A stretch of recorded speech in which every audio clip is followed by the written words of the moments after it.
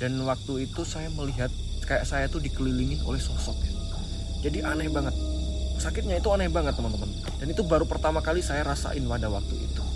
Saya tuh kayak dikelilingin sama beberapa sosok, tidak hanya 1-2. Kemungkinan besar ada 4, 5, atau 6 sosok teman-teman, dengan rupanya yang berbeda-beda ya teman-teman.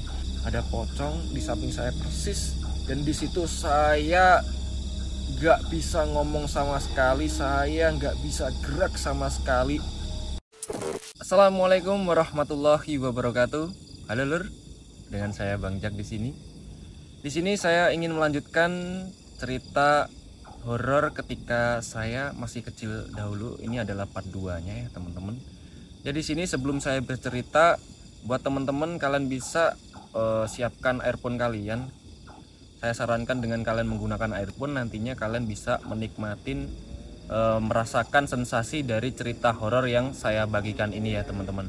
Jadi di sini kita langsung masuk ke intronya saja ya guys ya. Oke.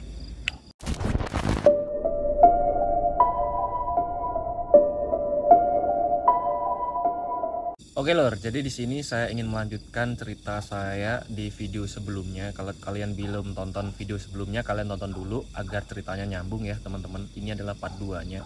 Jadi di sini saya ingin melanjutkan setelah kemarin saya bercerita tentang pertama kali saya melihat makhluk gaib ya teman-teman. Dan di sini saya melanjutkan cerita yang kemarin ya guys ya, seperti itu.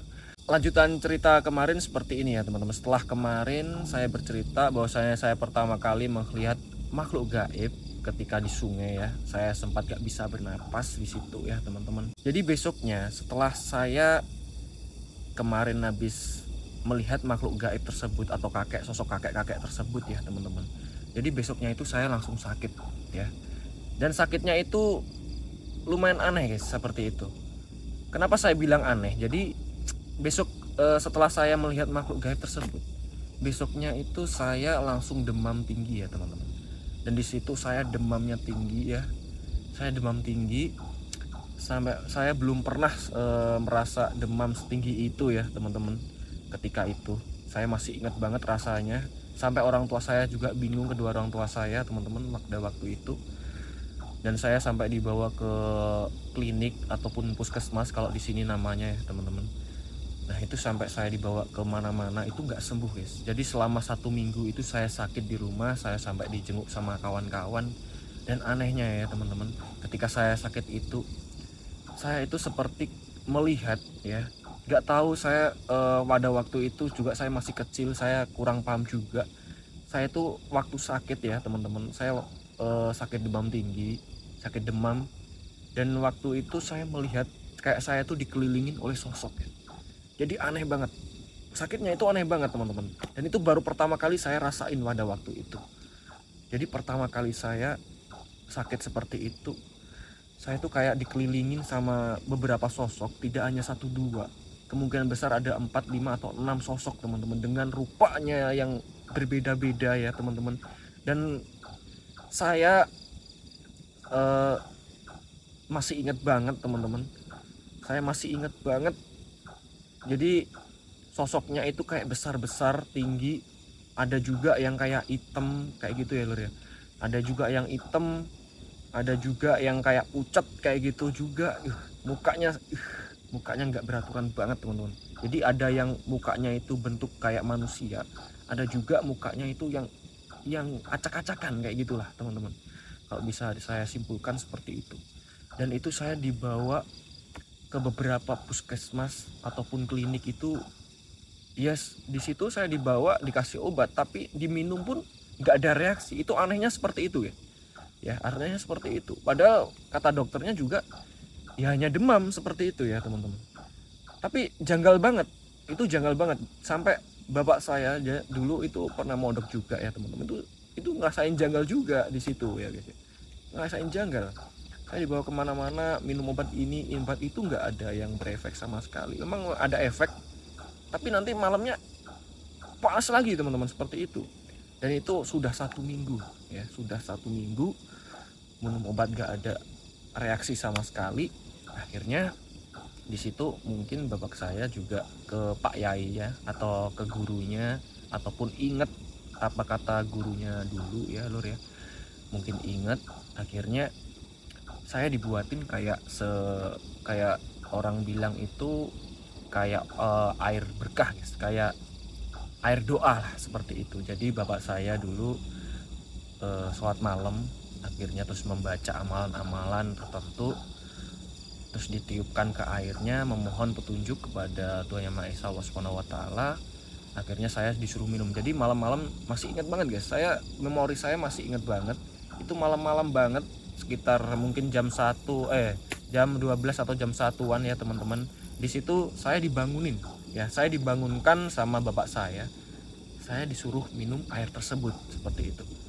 Dan anehnya lagi teman-teman, setelah saya minum itu, besoknya saya langsung sehat kembali teman-teman. Saya langsung sehat, panas saya turun drastis dan saya langsung sehat, dan 2 hari berikutnya saya langsung bisa sekolah teman-teman di situ. Jadi buat teman-teman yang penasaran dengan amalan apa yang bapak saya tadi ya, dibacaan bapak saya tadi, kalian bisa tonton videonya di atas ini teman-teman, kayak di atas ini. Itu adalah video lama saya yang saya buat di channel ini sebelumnya ya teman-teman. Di situ ada amalan yang dulu saya pernah. Jadi ketika saya udah sembuh seperti itu, beberapa waktu kan yang berikutnya saya tanyakan ke orang tua saya. Akhirnya saya dikasih amalan tersebut ya teman-teman. Semoga buat teman-teman kalau ada kejadian ataupun hal serupa atau hal yang janggal, kalian bisa menggunakan cara tersebut. Semoga diberikan kesembuhan juga seperti halnya saya tersebut ya teman-teman, seperti itu. Jadi kita lanjut lagi. Jadi setelah saya sudah sembuh itu, nah disitulah saya tuh sering banget melihat makhluk astral atau makhluk gaib ya teman-teman. Saya sering banget, apalagi ini ada juga cerita setelah kejadian itu, beberapa hari berikutnya saya tuh sempat sakit lagi ya teman-teman. Jadi setelah hari itu saya sakit, saya tuh jadi sering sakit seperti itu teman-teman. Saya jadi sering sakit, bahkan beberapa bulan sekali ya, beberapa bulan sekali saya tuh sakit dengan kejadian yang sama, dan akhirnya dibuatkan juga obat yang sama. Jadi saya tidak ke dokter ya teman-teman, dan sakitnya itu ya cuma demam tinggi, dibuatin air, besoknya sembuh. Jadi seperti itu teman-teman. Jadi sampai bapak saya hafal itu sampai beberapa kali ya. Saya sampai kelas berapa ya itu, kemungkinan sampai kelas 4 atau gimana ya, itu berulang-ulang teman-teman. Beberapa bulan sekali saya sakit kayak gitu, beberapa bulan sekali saya sakit kayak gitu, seperti itu terus teman-teman ya, seperti itu terus. Dan setelah kejadian itu, saya masih ingat betul ada cerita seperti ini. Jadi biasanya anak-anak desa itu suka yang namanya main petak umpet ya teman-teman, suka yang namanya main petak umpet. Saya masih ingat betul ketika itu main petak umpetnya itu di nggak jauh dari rumah saya seperti itu. Dan di situ anak-anak desa, apalagi waktu dulu itu untuk penerangan atau cahaya lampu itu belum terlalu terang ya, belum terlalu terang. Nah pada waktu saya main petak umpet itu kemungkinan kejadian ini kalau enggak saya kelas 3 SD ya teman-teman. Jadi waktu main petak umpet itu saya tuh sampai pernah ada juga kejadian. Jadi saya ditemenin sama pocong ya waktu ngumpet itu. Jadi itu kayak ada pohon guys, kayak di belakang saya ini ada pohon. Nah saya ngumpet di belakang pohon teman-teman, dan itu di samping saya persis itu ada pocong ya guys. Ada pocong di samping saya persis, dan di situ saya nggak bisa ngomong sama sekali, saya nggak bisa gerak sama sekali. Sekali saya natap, jadi waktu itu saya menghadap ke sana, terus saya kayak ngerasa kayak merinding seperti itu ya, biasanya ya merinding. Terus setelah saya tengok, saya tatap saya nggak bisa gerak sama sekali di situ teman-teman. Merinding parah banget, saya nggak bisa gerak, saya cuma bisa melotot, diam di tempat, nggak bisa apa-apa ya, sampai saya itu disamperin sama kawan saya. Jadi waktu itu di situ hanya saya sendiri yang ngumpet, tapi kawan saya itu tahu kalau saya ngumpet di situ seperti itu ya teman-teman. Akhirnya saya disamperin, dan saya ditepuk teman-teman, ditepuk. Nah setelah saya ditepuk itu saya baru sadar, langsung lemes saya teman-teman, saya langsung lemes. Dan saya nggak berani cerita sama kawan saya atau ke orang tua saya. Jadi waktu SD saya dulu itu saya pendem sendiri ya, seperti itu. Saya pendem sendiri terus, kejadian itu saya pendem sendiri, saya nggak pernah cerita ke siapa-siapa. Baru kali ini saya wedar ke kalian cerita-cerita ini teman-teman. Jadi ceritanya seperti itu, saya sampai lemes, saya lemes banget waktu itu teman-teman, nggak bisa gerak saya. Jadi sekali natap udah saya melotot gini, nggak bisa gerak, ditepuk langsung lemes teman-teman. Nah gitu saya pulang sampai rumah, saya masih ingat banget, sampai sekarang juga saya masih ingat wajahnya. Jadi wajahnya ini gosong teman-teman ya, wajahnya gosong, baunya nggak karuan, baunya kalau dibilang baunya tuh lebih dari bau bangkai, seperti itu ya teman-teman. Kalian bisa nyimpulin sendiri, lebih dari bau bangkai. Itu sampai beberapa hari saya ingat kejadian itu. Dan itu masih berlanjut ya, cerita itu masih berlanjut, ngeri banget ya. Setelah itu saya jadi sering banget jumpain sosok-sosok yang menurut saya itu ngeri banget kayak gitu. Dan itu nanti saya akan coba rangkumkan dalam kisah-kisah saya berikutnya. Jadi buat kalian yang saat ini nonton video ini, kalau kalian suka dengan video ini, dengan kisah-kisah saya ini, saya akan bawakan terus ya teman-teman. Saya akan rangkumkan terus dalam sebuah video. Kalian bisa like video ini, kalian bisa komentar di bawah ya teman-teman. Kalian bisa komentar di bawah kalau kalian suka. Saya akan coba bawakan terus, saya akan rangkumkan kisah-kisah horor saya dari saya kecil hingga sekarang, karena saya banyak banget cerita-cerita horor di sini. Bahkan ada juga cerita horor yang ekstrim banget menurut saya, nanti saya akan coba rangkumkan dalam video ya. Dan kalian juga ketika kalian memang ada cerita horor yang kalian alami, kalian bisa kontak ataupun kirimkan cerita horor kalian di email saya ini.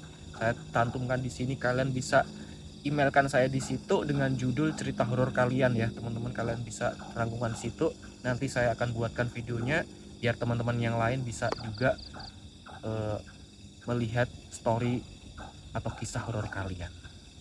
Jadi buat dulur-dulur yang sudah nonton video ini, bila mana kalian suka dengan video ini, dengan channel ini, kalian bisa subscribe channel ini, kalian bisa hidupin lonceng notifikasinya agar kalian tidak ketinggalan cerita-cerita horor yang saya akan tampilkan, akan saya suguhkan ke kalian. Kalian juga bisa like video ini bila kalian suka. Dan buat kalian semuanya yang sudah menonton ini tanpa skip iklan, terima kasih atas support kalian. Kalau kalian juga ingin mensupport saya di sini, kalian bisa kasih super thank di bawah ya teman-teman. Jadi mungkin itu aja yang bisa saya suguhkan untuk cerita horor malam hari ini. Kita akan lanjut ke cerita-cerita horor yang lainnya. Ya di sini saya akan bagikan cerita-cerita horor yang saya alami. Dengan saya Bang Jak. Wassalamualaikum warahmatullahi wabarakatuh.